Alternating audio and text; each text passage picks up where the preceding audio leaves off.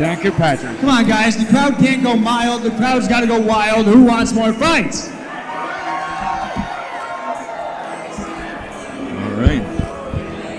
Ladies and gentlemen, this next bout is a middleweight MMA bout scheduled for three-minute rounds. Introducing first, making his way to the cage, fighting out of the blue corner, Chad Niles. So real quick, caveman, Justin Gauthier, the gentleman that's coming out next, could be Corey's brother. I wasn't going to say that. What do you know about Chad Niles? I've seen him as a fight since 2012. I couldn't find any VCR tapes of him, so what did your breakdown come up with? Oh my goodness. So Chad Niles has been a guy sorry, that VHS line popped me major. So this is a guy that's just been kind of chilling quietly in the background, getting that work in, developing, getting better. He's been waiting and biding his time, finding out when he would actually see him.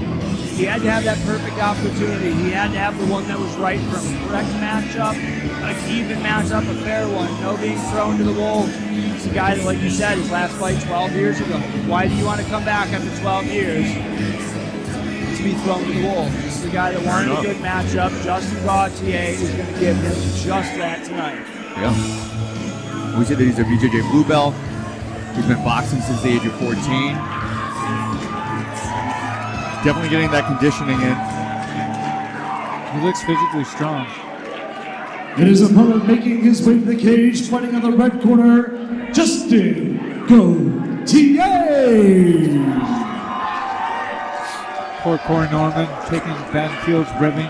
I think it was funny that you and I came up with his pronunciation for his last name. It was like, is it Gauthier or Gauthier? Just like, I like Gauthier. Yeah, exactly. So, I'll go with either. All right. From that day forward, he switched the pronunciation of his last name. And the last time that we saw him in the cage, it was definitely a back and forth battle, but he ended up coming out on top with some raw power. Mike Souza was able to get him into crucifix, put him in a lot of trouble, man, but he came back and was able to knock Mike Souza out cold. You guys were there live, and I was only watching on tape, but he looked really stiff to me, almost like first time kind of jittery. Oh, yeah. Hopefully he's able to work that out and try to, and he was able to, even though he won, took some of the lessons that he learned from him, because he definitely lost that first round to be able to do that, unless he had, put an exclamation point on with that big left hook that he got. It's always good when you learn from a win instead of a loss. Exactly. Well, what's better is when you can learn from both. Your win and your loss, because there was a lot of losses in that fight, being held down for the majority of that first round, having to walk back to that stool dejected like he was after being controlled for 3 minutes. But the biggest lesson that he learned in that time was that first round does not always dictate how the rest of the fight goes. Yeah. Speaking of dictation, let's give it to Dan Kirkpatrick. This next bout is scheduled for three-minute rounds in the MMA middleweight division. Introducing first, fighting out of the blue corner. He's got a record of 3-2 from Greenwich, New York, representing Saratoga Academy of Elite Martial Arts. He stands at 5'11", official weight of 185 pounds. He is Chad Niles.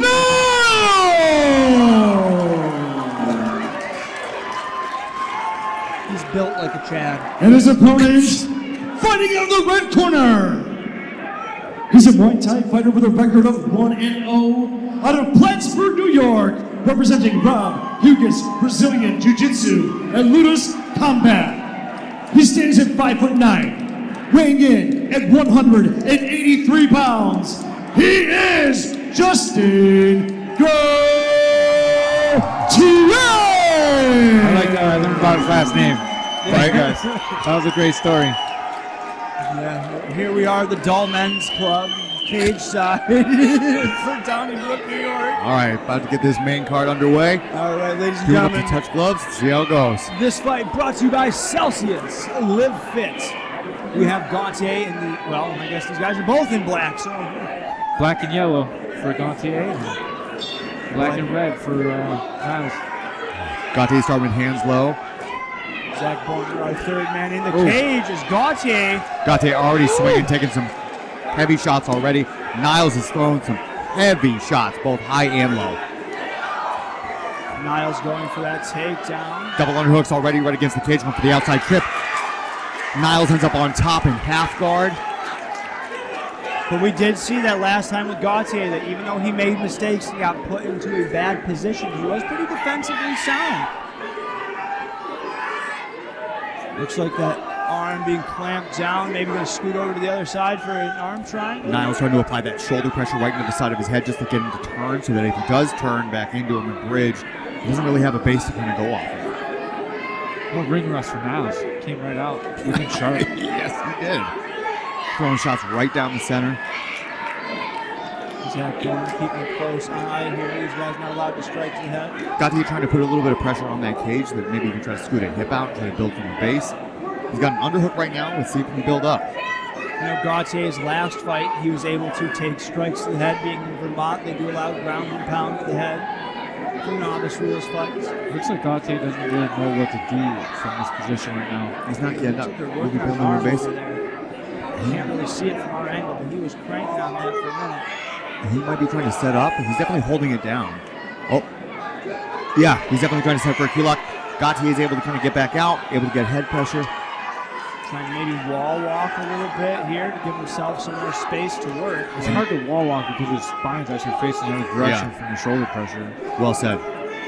And we're seeing Niles trying to almost drag him out from the cage to see if he can maybe present a few more submission opportunities. That was a really good job pulling him off the cage, too. Gauthier needs to do something here, get out of this position. Trying to set up that top wrist lock again. You don't want to have a bad first round in every fight.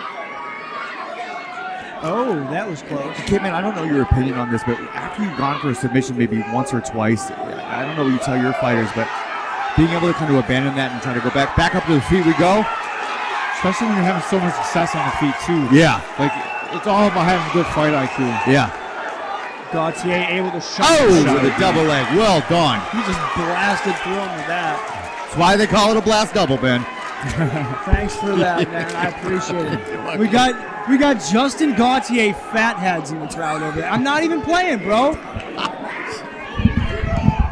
Good pressure up onto the hips to start the escape. Side control for Niles. Ben's running out into new fans. Oh, look at that. He does have a head. Oh, my God. Justin Gauthier here with us at cage side, ladies and gentlemen. There we go, the end of round number one. Gauthier been in a couple of positions here. Gauthier looked up and laughed at you. You know, it's not funny, right? And what we are seeing is that both of these gentlemen are obviously very well conditioned. Neither of them necessarily taking huge deep breaths in between rounds. Niles looks like he has some damage on his right eye there. All right, these replays brought to you by STF Media, the best damn production company. Seeing Niles lit up on that left hook. Both fighters tagged each other with that. That's probably the only shot that Niles took. That must be what caused the bleeding in his eye there. Which again just goes to the power that he has in his hands. And I mean, there's so many fighters who just have that, you know, they touch you and you feel it. So it's like that Corey Norman power. Okay. I mean, if Gauthier can string that together and maybe try to do something where he can go high-low and maybe try to confuse or just even just try to throw a feint, he might be able to set something up. Oh my God. Things just falling apart here as the night goes on. It's slightly horrifying. Listen, it's like looking into the mirror right next to you. All right. Both men seem to be able to probably see what they were able to get done in the corner.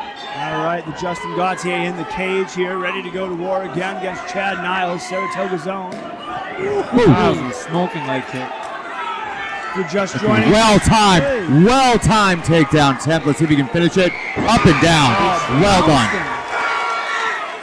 Gauthier just hanging on to the head. And again, he can set himself up for a Von Flue choke right here, but he doesn't necessarily have enough room to be able to kind of get the grip on that. The Niles would need to finish it.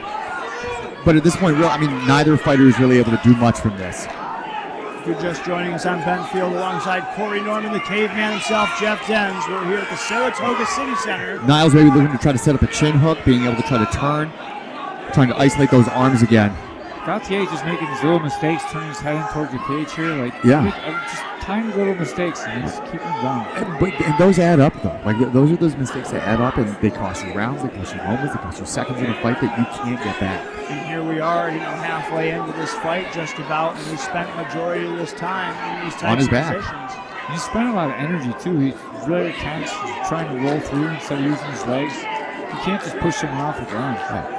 And again, that goes into the fact that he wasn't breathing so hard in between rounds because of the conditioning that both of these men had. But again, if Gauthier then put that work in on the ground, was able to make that work, then that seemed to be hell on wheels. But right now, he's just stuck defending submission attempt after submission attempt. You see, Gauthier's hair has the same physics as a Muppet's hair. If I was Niles, I'd start to walk up on his arm, maybe look for like a dorsal Kimura here. Yeah. Or maybe even deliver just a little bit of body punishment so they make him think about something else. Looks like we have that arm of Niles tied up behind him there, but not able to do much as it looks like Chad Niles wants to put Gauthier back into a crucifix. Yeah. Oh. 2 fights in a row, 2 crucifixes being received again. You might have some things you want to button up there. Could see anything. You throw a head punch right Yeah, it looked like a head punch, but I couldn't see on any of the screens. I'll have to go to replay on that one later. He's got that good Kimura position. He could literally have stepped if he over steps any around, time. yeah. And he's got more to your point, go for that dorsal position with it. So now, for the uneducated swine that don't know what that is, so Niles would step over his head and try to get up, but everybody... Oh, he's going. He's cranking. Oh! Oh! It's still there. It's pretty deep. Gautier's got to push off the cage. Yeah. His arm is in a bad spot. He needs to push and roll. Roll towards the referee. Oh, God. Oh, you remember that kid from... Stop! Don't say it. Don't jinx it. I can't. It's going to pop right in front of us. We're going to get to see... Oh, that's it. Well done. Saves the arm. There might be some damage in there. That was pretty tight, Ben. Yeah. Kimura finish. Chad Niles, hard-fought victory, able to maintain good composure, good dominance on the ground, picked his shots. Here comes a replay. We're seeing the Kimura being applied. There's going to be a rollover, but when he gets rolled over, the top man is in a beautiful position to follow through. His leg is over the head, so as he goes to roll, he still has lots of power to finish the Kimura. He still ends up on top, and now that pressure's all going into the shoulder. Gauthier had nowhere to go with that. The other ones, he was able to walk up and around. He was away from the cage and able to get a little bit of movement. With Niles right on top of his head like that, he just couldn't move. And he made the smart choice to tap. There's no reason, no sense to get your rotator cuff blown out. Those are all terrible. Oh my God. You can hear it so loud. It's like a gunshot. Yeah. Well, it's also a spiralated fracture. You're getting more hardware in your shoulder than shoulder at that point. It's definitely not with the amateurs or the professionals, honestly. Well said. Definitely not an amateur. They're not making any money. Maybe for UFC, you're fighting for a world title. Yeah. We can talk then, but you're the 10-10 guy. Don't just say no. Yeah.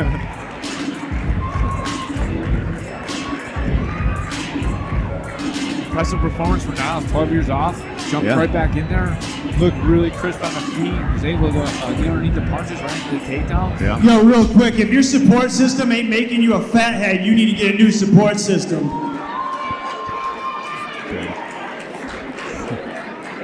I'm not sure I would like that if I was... your winner. lost the fight. At 2 minutes I might have and punched him in the 54 face. seconds of round number 2. By submission by Kimura. Out of the blue corner, Chad Niles.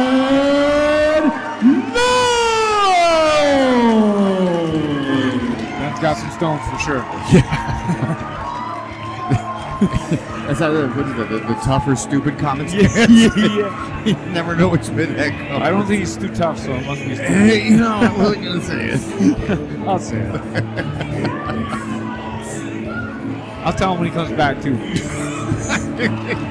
I don't want to talk behind his back. I feel bad. Right, just talk to the side of him then. Yeah.